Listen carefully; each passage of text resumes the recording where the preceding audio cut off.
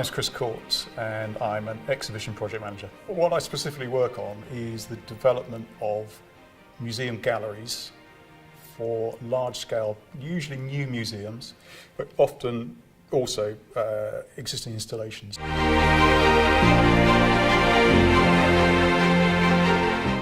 think a design degree or design education really sets you off. It gives you a really good set of tools for life, I think. I really do. I think it tells you there's no black and white. So there's all sorts of shades of grey in between, and there is never a binary solution to a particular question.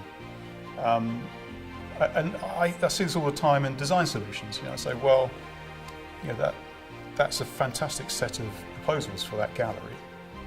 There are any number of different ways of doing it, but that's a fantastic set. We should just run with that. Yeah. And that's the sort of thing that I think, coming from a design degree or design education, design background, you tend to allow that kind of flexibility in the way that things develop, in a way that maybe you don't in other professions, I don't know.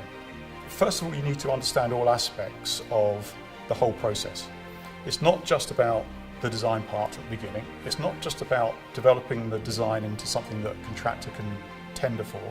It's not just about delivering it on site. It's about all the other things that go with it as well. It's understanding the role of the cost controllers. It's understanding the role of the project manager. It's understanding the role of the audiovisual hardware specialists and the software developers and the filmic specialists and so on and so forth.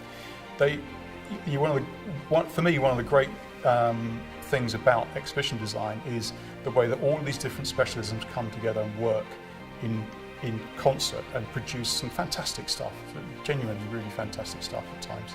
Everyone gets to wherever they get to through a different route. There's no sort of set route, and I think that's a good point to make, that there's no kind of set route, especially in design.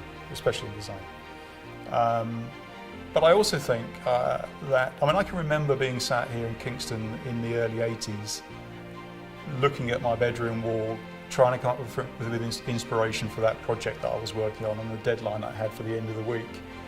And looking at those sort of big name architects and designers that I was reading about in the magazines, thinking how I just couldn't see how I was going to get there.